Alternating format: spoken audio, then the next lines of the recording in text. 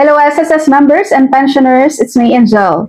Welcome back sa aking YouTube channel. Sasagutin natin tong comment ni Ma'am Bituin Emily Aguzor. Sabi niya, Ma'am, gusto kong magtanong, baka kaya niyo ito sagutin.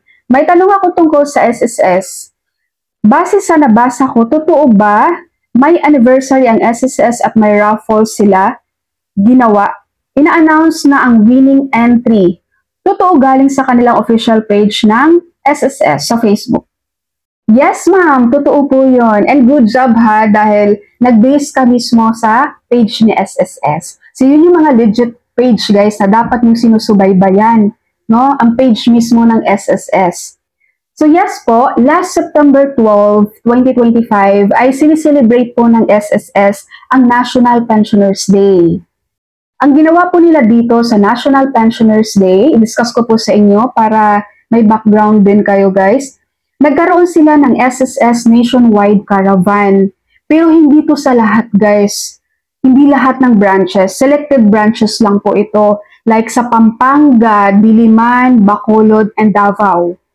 So anong ginagawa ng SSS dito? Nag-o-offer po sila sa ating mga pensioners ng mga freebies. Katulad na lang ng 30% discount sa mga selected medicines.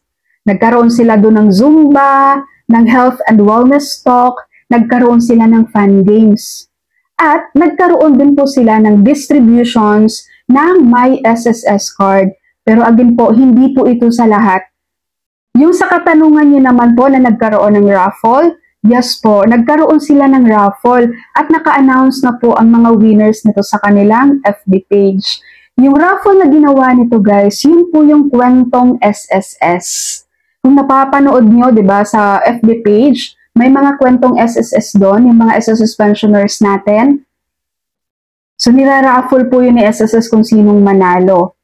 Okay? So doon sa may kwentong SSS, ang nanalong pensioners po doon, meron pong isang grand winner.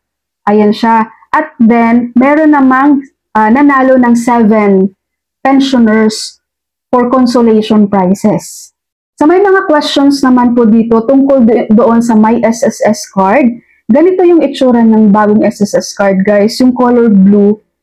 No, functional ID na siya and bank account na din.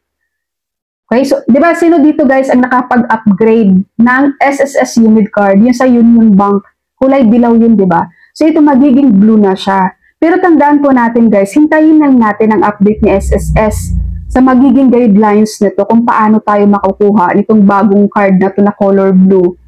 Okay? Ang sabi nga dito ni SSS sa kanilang announcement dito sa SSS card na to, keep an eye out for more updates on how these programs can benefit you. So ngayon, maghantay tayo ng kailang update guys kung paano ang guidelines, paano tayo makukuha, paano tayo makakapag-apply nito. Alright, so that's all for my video for today. Sa nag-comment, sana inasagot ko po ang iyong katanungan. Thank you so much for watching everyone. God bless you all.